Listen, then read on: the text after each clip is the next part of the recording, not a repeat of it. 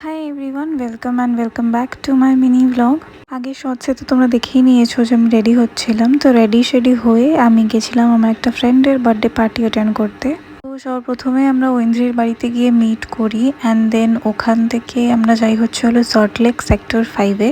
আমরা 3-4টে জায়গা খোঁজার পর আমরা রিফাইনারিতে যাওয়া ডিসাইড করি, কেননা আমরা চেয়েছিলাম একটু ভিড় জায়গা হোক, বাট কোনো জায়গায় সেরকম লোকজন ছিল না বলে আমরা ফাইনালি এখানে আসি। অ্যান্ড দেন ওখানে বেশিক্ষণ ছিলাম না, 1-2 ঘন্টার মতো ছিলাম, খাওয়া দাওয়া করেছে অ্যান্ড মিউজিক শুনে দেন আমরা বেরিয়ে পড়েছিলাম। দিস ইজ ঐশী, ও এখান থেকেই বাড়ি চলে যায় কেন কি অনেকটা দেরি হয়ে যাচ্ছিল। আর আমরা 4জন বেরিয়েছিলাম লং ড্রাইভে, কোথায় যাব ডিসাইড না করতে পেরে ফাইনালি আমরা ডেজার্ট খাওয়ার জন্য স্নোবেরিতে আসি।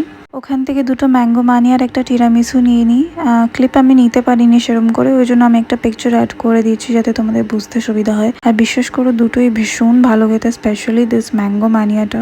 এখানকার সব আইটেমসই হ্যান্ডমেড অ্যান্ড হেলদি হয়। তো তোমরা এর আগে কারা কারা এসছো এখানে আমাকে অবশ্যই কমেন্টে জানিও।